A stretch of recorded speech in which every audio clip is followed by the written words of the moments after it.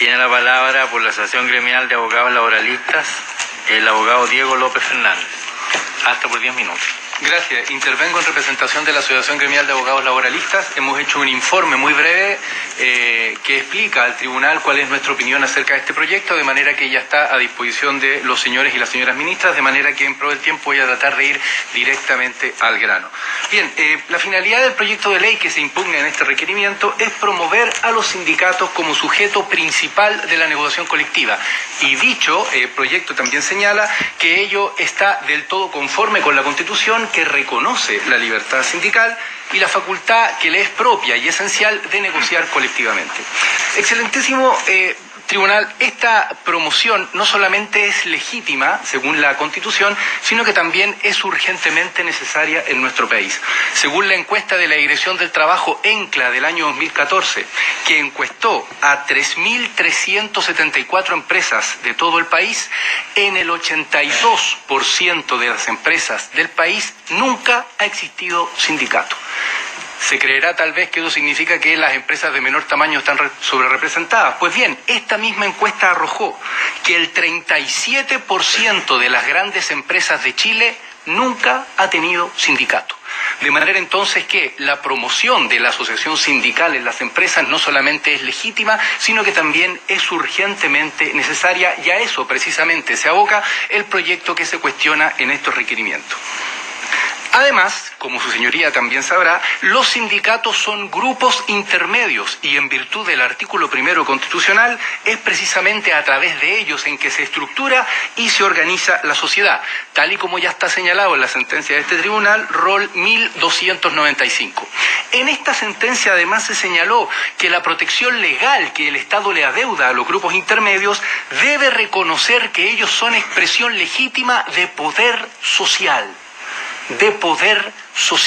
De manera que la ley, al reconocer, fomentar y amparar los grupos intermedios como los sindicatos, lo que debe hacer es permitirles que ellos en efecto reflejen el poder social que legítimamente pueden representar. Bien, la legitimidad y la necesidad de promover los sindicatos es expresamente reconocida por los requirentes en su requerimiento. En eso están de acuerdo con el gobierno. Lo criticado por ellos es que esta promoción entiende que iría en contra del derecho de los trabajadores a no sindicalizarse. Excelentísimo tribunal, en esto quiero ser muy claro y preciso. Los requirentes no defienden el derecho a no participar en sindicatos. Los requirentes no defienden la libertad negativa de sindicalización. Lo que defienden es algo muy distinto. Es el derecho o la posibilidad de trabajadores de no participar en la actividad sindical y pese a ello beneficiarse de los derechos colectivos en el trabajo. No es el derecho a no sindicalizarse, es el derecho a que la ley les permita disfrutar de los resultados de la acción sindical sin participar en sindicatos, sin apoyar los sindicatos y sin siquiera constituir sindicatos. No existe monopolio sindical, ya que los trabajadores que no quieren afiliarse a los sindicatos existentes perfectamente podrían constituir los suyos. ¿Qué es lo que dicen los requirentes?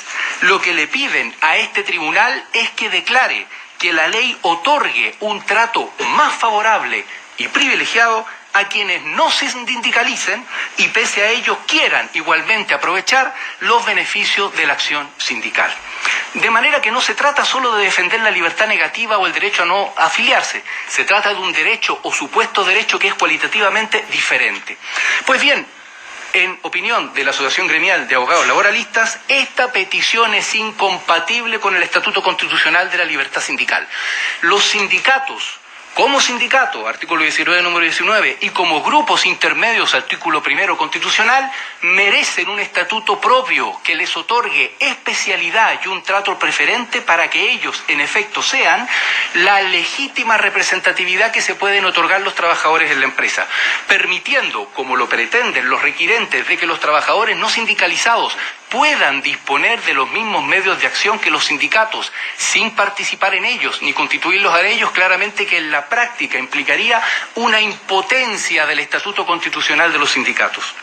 A esto además se suma que la intención final de los requirentes es permitir que las empresas puedan otorgar a trabajadores no sindicalizados los mismos resultados que lograrían los trabajadores sindicalizados, solicitándole así a este tribunal que establezca, en opinión de esta asociación, un trato discriminatorio, ya que los trabajadores que pagan la cuota sindical, participan en las reuniones y en suma asumen todas las cargas, deberes y responsabilidades de pertenecer al sindicato, no conseguirían ningún beneficio distinto al que pudieran obtener aquellos que sin pagar la cuota, sin pertenecer al sindicato, sin asistir a reuniones, sin tener ningún deber, igualmente se beneficiarían con las conquistas del sindicato. Lo que significa que, en definitiva, lo que se le pide a este tribunal es que establezca que Chile va a ser el único país del mundo que le permite a trabajadores que deciden no sindicalizarse aprovecharse igualmente de todas las conquistas sindicales, lo que entendemos que sería un resultado discriminatorio y, por cierto, injusto. Este excelentísimo tribunal ya ha reconocido la legitimidad de que la ley otorgue un trato preferencial a algunos sujetos si con ello se persigue un fin lícito, como por ejemplo promover la actividad sindical. Sentencia de este tribunal, rol 1463. Y asimismo también este tribunal ha declarado que las normas jurídicas deben ser diferentes para quienes se encuentren en situaciones diferentes. La sentencia rol 1254. De manera que, si se acepta lo que proponen los requirentes, es que los que no se sindicalizan e igualmente quieren aprovechar las conquistas sindicales reciban el mismo trato y tengan los mismos medios de acción colectiva de aquellos que se sindicalizan, al final sería tratar iguales a aquellos que se encuentran en situación diferente.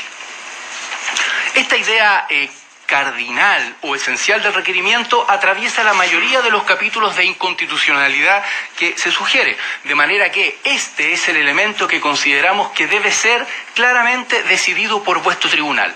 ¿Puede la ley otorgar exactamente el mismo trato a quienes, manteniéndose al margen de la organización sindical, prefieren sacar beneficio de todas las conquistas sindicales? Creemos que ahí se pueden resolver temas como la titularidad y también temas como los grupos negociadores, respecto a los cuales debo mencionar algo especial.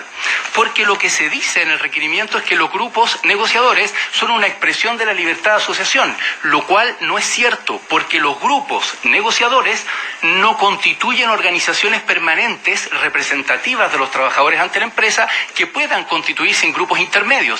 El grupo es una reunión, no una organización, que se constituye de manera circunstancial y transitoria, única y exclusivamente para obtener beneficios de la empresa que, si no estuviera el grupo, la empresa debiera otorgar a los sindicatos. De hecho, los datos disponibles de la Dirección del Trabajo señalan que el 70% de los grupos que se han constituido en empresas en Chile se constituyen precisamente en empresas que ya tienen sindicato. De manera que en la práctica lo que se promueve con los grupos es un comportamiento circunstancial y oportunista que tiene que ver con la reunión y no tiene que ver con la experiencia asociativa legítima, de manera que otorgar el mismo trato a grupos y sindicatos, por cierto que sería discriminatorio con los sindicatos. Respecto al tema de la extensión, quiero mencionar a este excelentísimo tribunal de que hay un error del requerimiento. Si se fijan bien, el requerimiento solo impugna el inciso tercero y cuarto del artículo 323, que son aquellos que en virtud del proyecto lo que instituyen es que ahora será necesario el acuerdo entre las partes del contrato colectivo, el sindicato y la empresa para extender a trabajadores terceros que no están sindicalizados. Lo que pide el requerimiento es que se quiten o se eliminen estos párrafos. Pues bien, si se eliminan, en la ley laboral con el proyecto no habría ningún precepto que hablara de la extensión.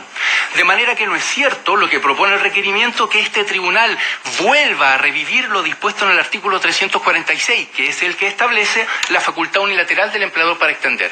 Ese artículo, el 346, ya fue derogado por el proyecto y este tribunal no puede revivirlo.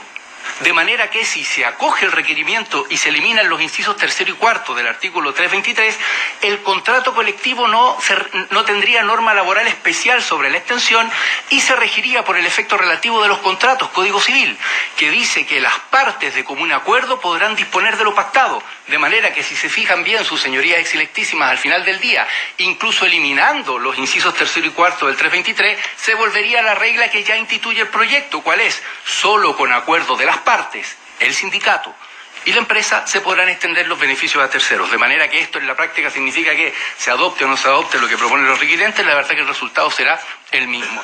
Brevemente, y con esto termino, respecto a los últimos dos capítulos de inconstitucionalidad. Cuando se objeta el derecho de los sindicatos de pedir información a la empresa de sus socios como la remuneración, solo recordar que las sentencias de este tribunal, la número 1800 y la número 1732, ya resolvió que las remuneraciones no forman parte de ese ámbito de antecedentes privados que están protegidos por la garantía de privacidad.